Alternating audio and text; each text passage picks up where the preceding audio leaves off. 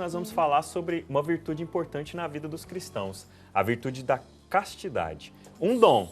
Primeiramente, a gente fala de castidade como um dom. Às vezes, muita gente torce o nariz e vê a castidade como um problema.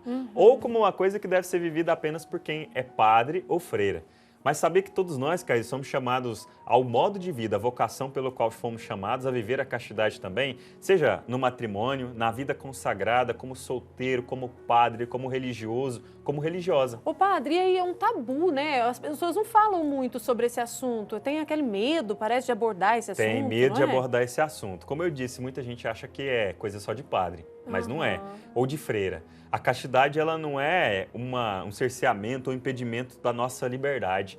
Não é isso, né? O objetivo da castidade é justamente fazer com que a gente entenda como nós podemos viver o amor de Deus e, ao mesmo tempo, manifestá-lo nas nossas ações e até mesmo viver esse amor de uma forma muito tranquila, bonita e leve no estado de vida que a gente escolheu. Então isso é castidade. Viver a castidade é isso. E Viver castidade... plenamente o amor de Deus, sendo livre, seja no casamento, no matrimônio, seja no estado de vida como padre, como freira, como religioso ou religiosa, ou quem quer se consagrar inteiramente a Deus em uma comunidade de vida, como religioso e religiosa também dentro daquela comunidade. Ô padre Alexandre, então quer dizer que quando a gente fala de castidade, a gente não está falando só em relação à sexualidade, não, né? Estamos falando de tudo, né? Nós somos formados, conforme a tradição cristã, por corpo, alma, espírito. Nós não podemos desprezar que nós somos formados por tudo isso. No nosso corpo também se manifesta a vontade de Deus, até porque ele é templo do Espírito Santo.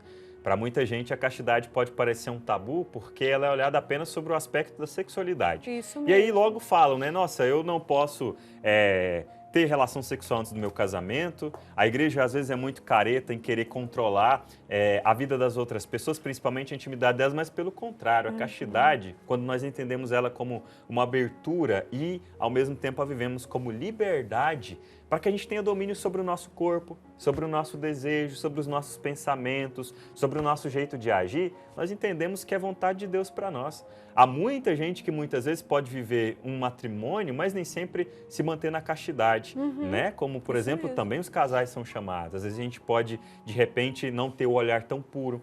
Às vezes os nossos desejos também não são purificados e por isso a gente precisa sempre da ajuda, do olhar de Deus, da graça divina, para a gente também conseguir viver a castidade dentro de cada vocação. Seja nós, seja quem é casado, né, mantendo a fidelidade, a união, o vínculo entre esposo e esposa.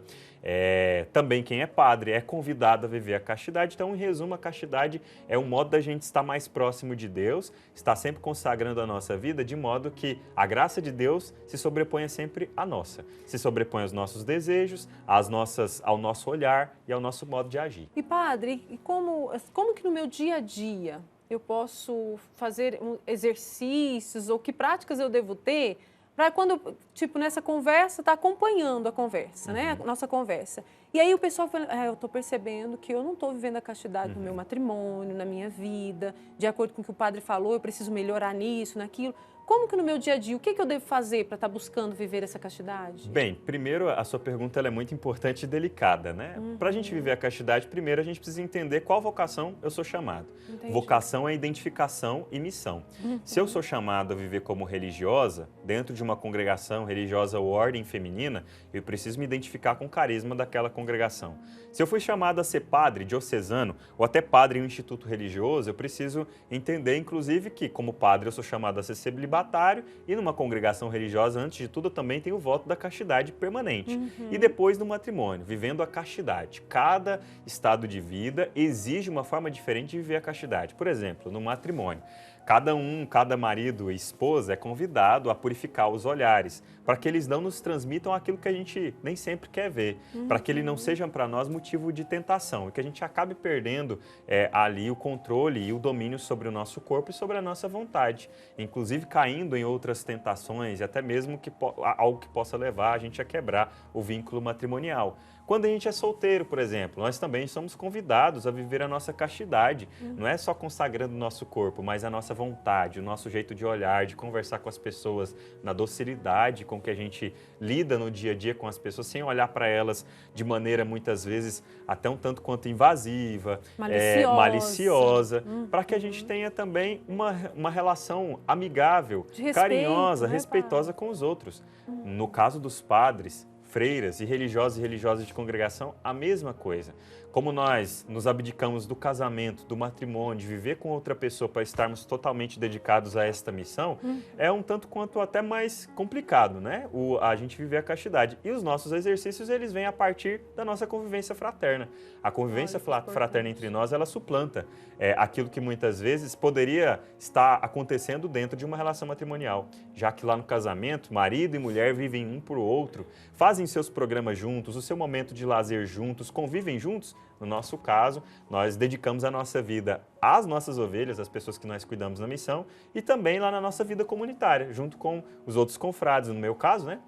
Como religioso, vivo sempre em comunidade a partir da comunidade, da união entre os confrades, da fraternidade entre nós. Nós realizamos a missão. Então, são maneiras que a gente pode usar para ter equilíbrio e domínio sobre nós. Também é importante o autoconhecimento. É extremamente importante, Caís, a gente bater nessa tecla. Sim, sabe por quê, padre? Eu estava aqui pensando, né? Porque assim, padre não é anjo, não. Nem freira é anjo. Os casais também, ninguém é anjo nesse mundo, nós somos seres humanos. Então, não quer dizer que eu estou aqui falando, ou o padre sabe do que é castidade, do que ele é chamado a viver, que nós vamos sempre dando conta de fazer tudo certinho, na linha reta. Não, nós temos emoções, nós passamos por... né? O senhor é um padre jovem, tem tantos outros padres, enfim...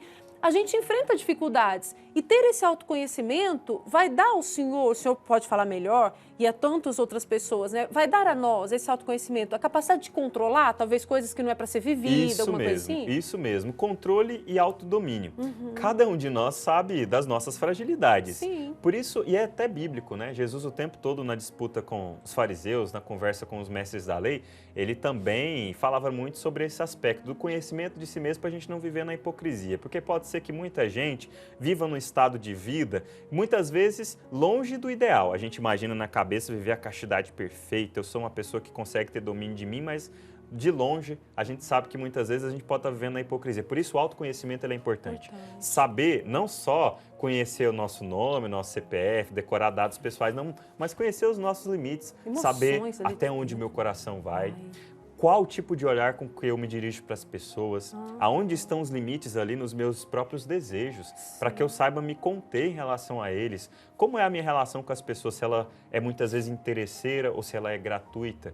E a partir disso, quando eu vou conhecendo esses aspectos da minha vida, e como eu gosto de dizer, citando um padre da igreja, um santo, Santo Irineu de Leão, o que não é assumido não é redimido, para que eu possa assumir minhas fragilidades, me aceitar, aceitá-las, né? Aceitar do jeito que eu sou para que eu possa ter domínio sobre todos os aspectos da minha vida. Às vezes tem gente que não tem controle sobre a própria personalidade porque não é capaz de assumir. Por exemplo, todo mundo conhece uma pessoa chata.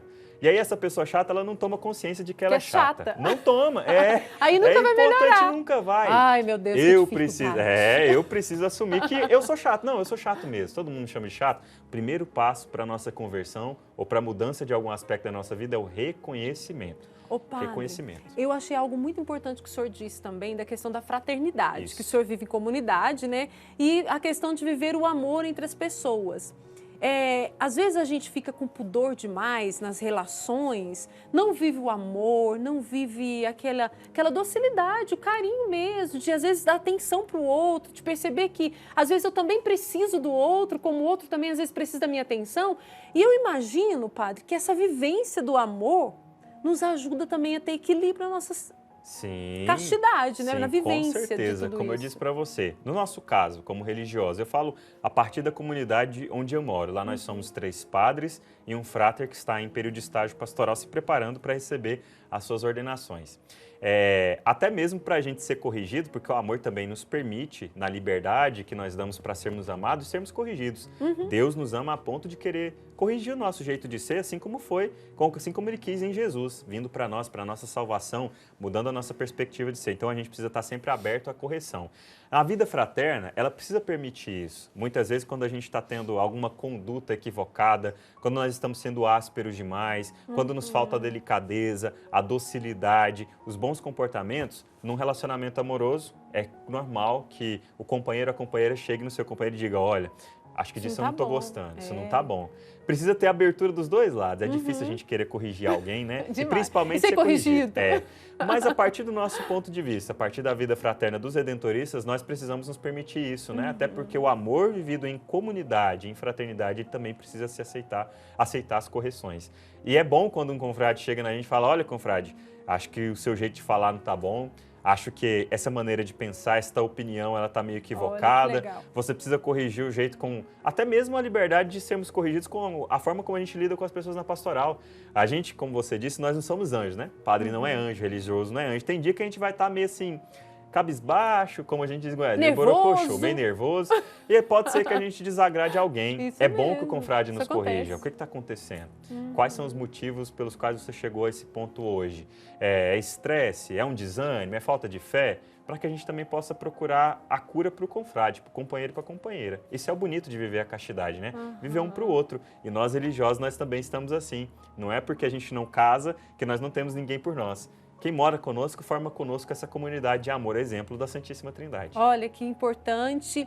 E aí, padre, pessoal que está em casa, você que está acompanhando a nossa conversa, nós não estamos aqui para falarmos de castidade, para você ficar pensando, eu estou pensando em fulano agora, a fulano precisa melhorar. Não, é para criarmos consciência, tanto eu criar consciência, o padre, você criar consciência de que nós é que precisamos melhorar. E outra coisa, que nós na nossa caminhada, nada é no estalar de dedos. Nada. Tem dia que eu posso sair um pouquinho do trilho, mas se eu conto com a graça de Deus, eu tenho a oportunidade de voltar para o trilho e continuar a minha luta, não é? O meu esforço diário. Isso mesmo. Quem vem à casa do Pai escuta sempre aquela bonita passagem do Pai misericordioso, né? Isso resume o modo como nós somos acolhidos aqui no Santuário do Pai Eterno. O Pai está ali sempre acolhendo o filho mais novo que de repente se revoltou, quis viver à sua maneira, quis se distanciar de Deus, mas o Pai está ali sempre de braços abertos para nos acolher. Essa é a verdadeira experiência da misericórdia, não é a do julgamento, não é a da condenação e muito menos da punição, mas é da acolhida de quem não quer apenas acolher com amor, mas acolhendo, corrigir. Né? O Pai está aqui para nos ajudar nessa experiência, por isso é importante a orientação espiritual, o sacramento da confissão, que nos reconcilia com Deus e também com o nosso próximo, porque ninguém pode se perdoar sozinho.